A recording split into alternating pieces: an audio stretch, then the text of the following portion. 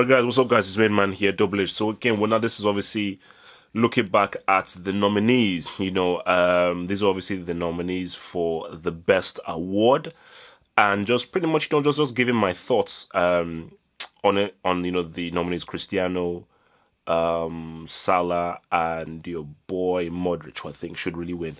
So let's just go right into it. So from the first question here is from Matchman.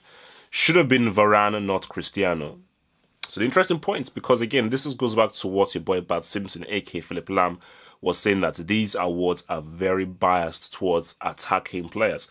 And they don't really give anything to defenders. The last time a defender won the kind of best player award was way back in 2006. Your boy Fabio Cannavaro. And I think that, there is a very good argument that Varane should have been above Cristiano, because you look at Real Madrid winning the Champions League. I think Varane was one of Real Madrid's best and most important players. You look at France winning the World Cup. An argument can be said that Varane was France's most important and best player. I mean, really. I understand that Mbappe scored, Pogba scored, all that kind of stuff. But you look at, without Varane, France conceded against Belgium. Without Varane, France would have conceded against Belgium. So that's just plain facts, and that's just plain facts. So it's not going to make themselves for Varane over Cristiano. Although for Cristiano, you look at the hat-trick against Spain, you look at the goals that he scored, how he made an impact in a struggling Portuguese team.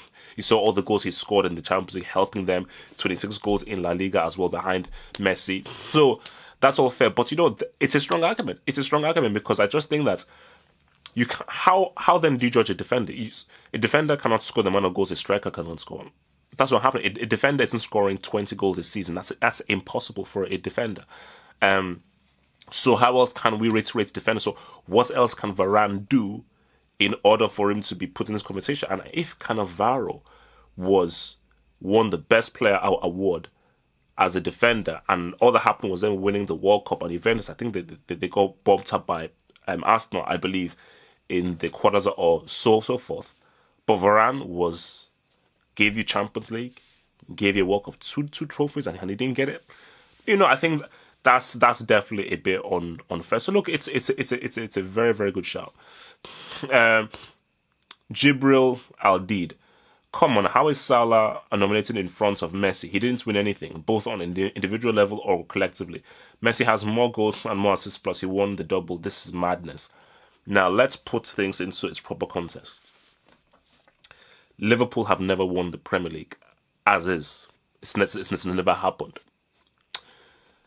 This Barcelona team, you could still say, is one of the best Barcelona teams of all time. Arguably the best. Messi, you say, is probably the best club player of all time. The degree of difficulty in La Liga is far, far lesser and far easier than the degree of difficulty in the Premier League. Those are just facts. Barcelona are putting 8, 9, 10 past teams, on a pretty regularish basis. So I think that Messi winning the domestic double isn't a strong enough argument. I'm sorry. I'm sorry. The only teams that can really compete to Barcelona really are Real Madrid and maybe Atletico. Liverpool have to compete with Man City, with Man United, with Chelsea, with Tottenham, and so forth. And Liverpool are pretty much on equal footing against all those teams. Barcelona are better than Atletico Madrid. They are just simply better. Barcelona are slightly, so they're comparable to Real Madrid. They're both, similarly level. And as for the rest of the team, Barcelona are almost light years ahead of every other team. So the only team comparable to them really is Real Madrid. Whereas for Liverpool, Man City are better than Liverpool. As a squad, City have a better squad than Liverpool. Liverpool, are they better than Chelsea, man for man? Are Liverpool better than Tottenham, man for man? I don't know. So it's like, for Salah to score those amounts of goals in a new league for a team who have never won the Premier League, whereas Barcelona have countless La Liga titles, I think for me, you've got to put Salah ahead of that. I'm sorry, what Salah did was so exceptional, it's crazy. And also, this whole thing of he didn't win anything. You have to go back to, first of all, an individual by himself doesn't literally win everything. You do need a defense, a keeper, and a midfield. And as well, as I explained, Barcelona winning the La Liga doesn't do anything for me. See now, if they had been unbeaten and Messi was at the forefront with his 34 goals, the Barcelona being unbeaten, okay, let's talk. Then that's something new. But winning the domestic double isn't anything new. Sorry, it's nothing new. What Salah did, he broke the goal scoring record in the Premier League. That's new. I'm sorry, man.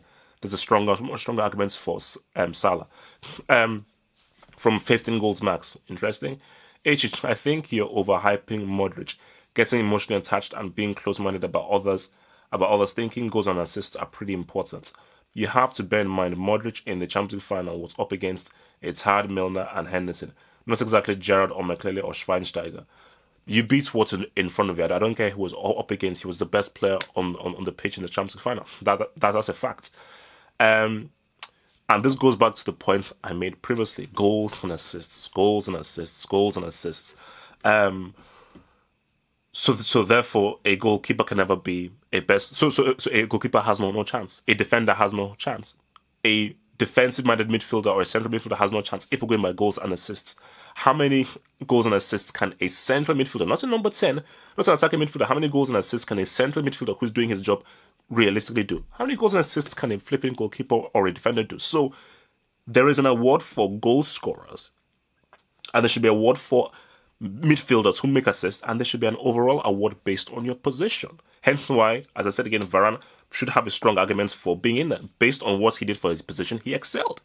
So you can't use goals and assists for someone like Modric, who is a central midfielder. He's not required to be a number 10 to get goals. He's not required to get assists. She should be getting assists as a midfielder, but really the assists come from your wingers and your number 10s who have to play further up. Modric's primary role is to control the game, dictate play, keep possession of the ball. That is your primary position as a guy who plays central midfield. That's your role. Keep possession, control the game, dictate the game, and get everything moving forward for your team. The wingers, so everybody has their role. Striker, get your goals. Number 10, get your goals and assists. Primarily you assist winger, assists for the striker, and then you can get your goals. Defender, defend, tackle, distribute the ball. So goalkeeper, stop that ball from going into the net. So let us rate players for the roles that they do. And that's the thing that just pisses me off about this generation. Don't use the stupid assists. Don't use the stupid stats. Stats, stats tell a lie.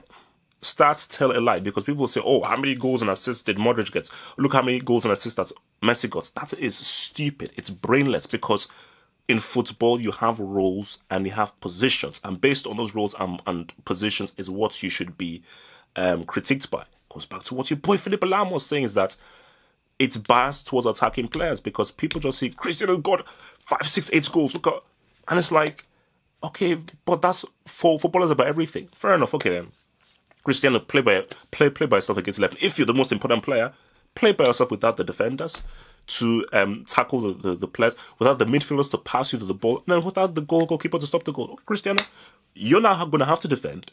You're going to have to create the goals yourself. Let's see how good you will do. So you need 11 guys. Don't just, all these attacks, even Messi needs the defenders to tackle the ball. Messi needs Ter Stegen to probably save that ball. Messi needs the midfielders to keep control of the ball and to help give him the ball. So, let us stop being a slave to stats, a slave to numbers, and let us open our minds and understand that there are different positions within football. And I'm sorry for what Modric did as a central midfielder. His role as a central midfielder, not a number 10, not an attacking midfielder, not a trequarista, a central midfielder. The dude was on flipping points and excelled more than anybody in his position, like excelled to a point in which, yeah, give the boy the flipping award. Alright guys, peace. Thank you for watching this video. Think about pledging and become a Half of Football Hot patron. Pledge an amount each month and gain access to exclusive videos from your boy, the Football Hot, for more analysis. Peace.